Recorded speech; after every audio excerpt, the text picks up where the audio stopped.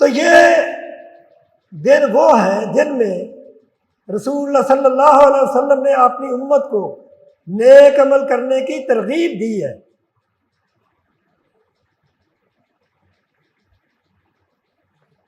اور ان دنوں میں حج اور عمرہ بھی ہے۔ حج کی اتنی بڑی فضیلت ہے، رسول اللہ صلی اللہ علیہ وسلم فرماتے ہیں کہ حج کا ثواب جو ہے وہ جنت کے سوا اور کچھ ہے ہی نہیں۔ اگر حج کسی کا قبول ہو جاتا ہے، حج مبرور جسے کہتے ہیں، اللہ تعالیٰ ہماری دعا ہے کہ جو حج پہ جانے کا ارادہ رکھتے ہیں، جا رہے ہیں، جو وہاں پہنچ چکے ہیں، جب وہ حج کریں تو اللہ تعالیٰ ان کے حج کو حج مبرور بنائے۔ یہ بہت بڑی سعادت ہے۔ حج مبرور رسول اللہ صلی اللہ علیہ وسلم نے فرمایا کہ اس کا بدلہ جنت کے سوا اور کوئی ہے ہی نہیں۔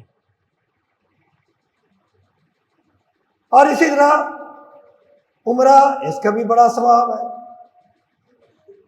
ایک عمرہ کرنے کی وجہ سے اللہ تعالیٰ سارے گناہ معاف کر دیتے ہیں۔ یعنی ان دنوں میں حج اور عمرہ کیا جاتا ہے